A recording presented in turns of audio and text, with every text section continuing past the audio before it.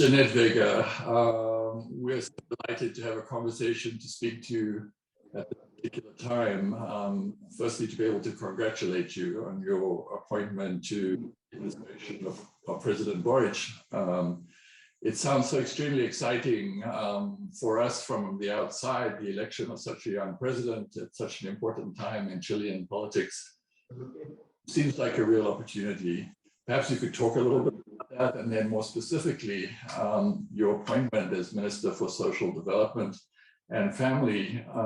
What exactly is the mandate? Thank you, Michael. Well, first of all, the Minister of Social Development and Family here is the ministry in charge of all the design and monitoring of social policies of the government. It has 3 undersecretaries, one that is the planning and evaluation, second one that is in charge of social services, and third one that is in charge of the childhood policies. And in addition, 6 services, one connected to elderly, healthy longevity, second one, the Youth Institute or National Services, third one, the National Services for Childhood, fourth one, the FOSIS, who is the main agency for social investment, and then we have CONADI, that is the national service in charge of all policies for indigenous population. And then I always forget one, and then the National Service for Disabilities. So it's a huge ministry, it's one of the biggest ones, and it's very close to the center of the government. So my main mandate during these years that will be in office is to implement a national care system, which is basically sort of the next step after National Health Service. What we're basically saying is that we are a country that we are able to provide care to those in need, and those in need are in particular guaranteed care. Those that are children and adolescents, elderly people, and people with disabilities. And so we have to, we are calling that the 4th pillar of social protection, meaning access to care. So that's the main, it's a huge challenge, because just to give you a sense, in countries where it has been implemented, like Spain, for example, we're talking about 7% of GDP. It's around the same as health.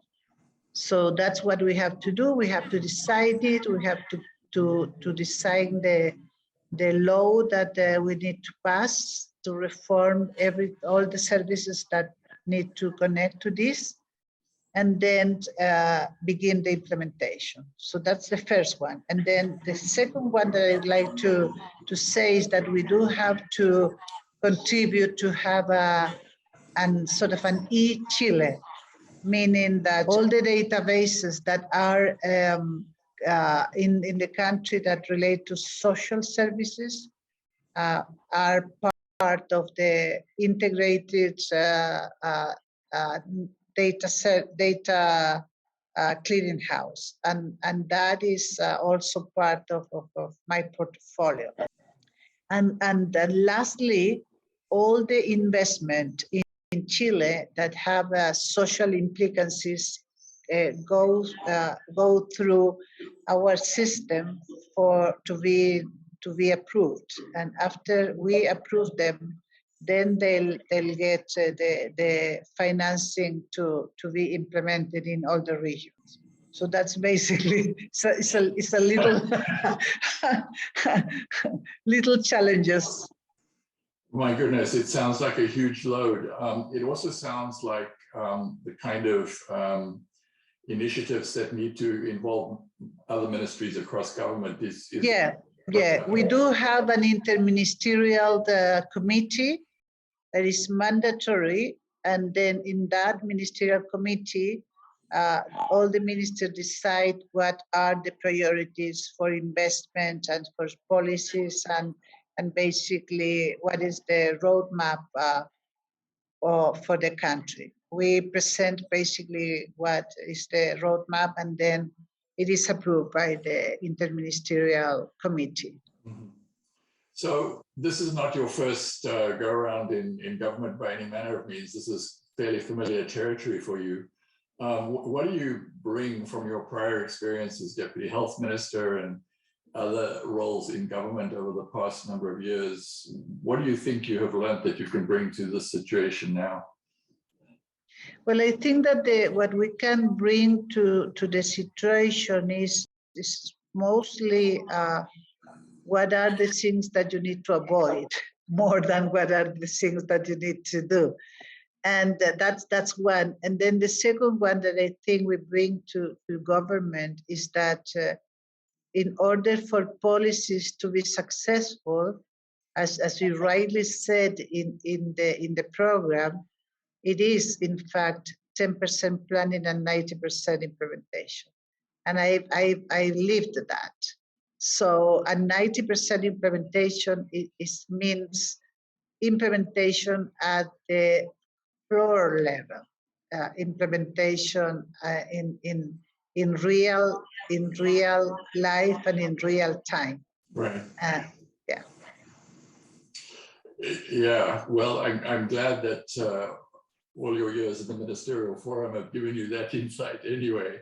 And we in turn are now really excited that you could bring your new insights in this new situation back to the ministerial forum. So what do you anticipate maybe the major obstacles to getting done what you need to have done? Well, I think that the major obstacle is going to be changing the view from a view of kind of being beneficiaries of things that the state provides to having rights. The understanding of rights is not necessarily the same in the country. We do have a context where we are discussing a new constitution. And I do think that that is also going to be difficult because the political environment is extremely polarized at this point. And this constitution that we have now was approved during the dictatorship.